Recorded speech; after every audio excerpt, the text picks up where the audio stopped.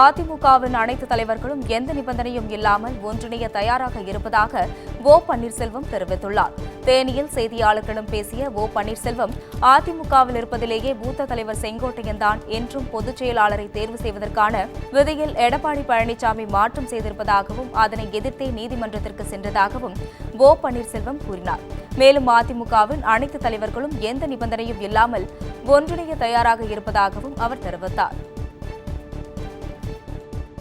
அதிமுகவுடைய அடிப்படை உறுப்பினர்களால் பொதுச் செயலாளர் என்ற பதவி தேர்தல் மூலமாக தேர்வு செய்யப்பட வேண்டும் என்றுதான் அந்த விதி இருக்கிறது. மற்ற விதிகள் எல்லாம் திருத்தமோ ரத்தம் செய்து கொள்ளலாம் என்ற நிலை இருக்கிறது. ஆனால் இந்த ஒரு விதியை மட்டும் யாராலும் எந்த சூழ்நிலையும் எந்த அமைப்பினாலும் திருத்தம் செய்யவோ ரத்து செய்யவோ கூடாது என்று புரட்சி தலைவர்கள் அறுதியிட்டு அந்த கண்டிஷனை சேர்த்திருக்கிறார். பொதுக்குழு மூலமாக எந்த சட்டத்தை திருத்தவோ ரத்து செய்யவோ கூடாது என்று இருக்கின்ற இந்த அதிமுக விதியை மீறுகின்ற வகையில் பொதுச் செயலாளர் பதவிக்கு போட்டியிடுகின்றவர்கள் 10 மாவட்ட செயலாளர்கள் முன்மொழிய வேண்டும், 10 மாவட்ட செயலாளர்கள் வழிமொழிய வேண்டும் என்றும், பொதுச் செயலாளருக்கு போட்டியிடுவது 5 வருடம் தலைமை நிர்வாகிகளுக்கு வந்து திருத்தம் செய்யார்.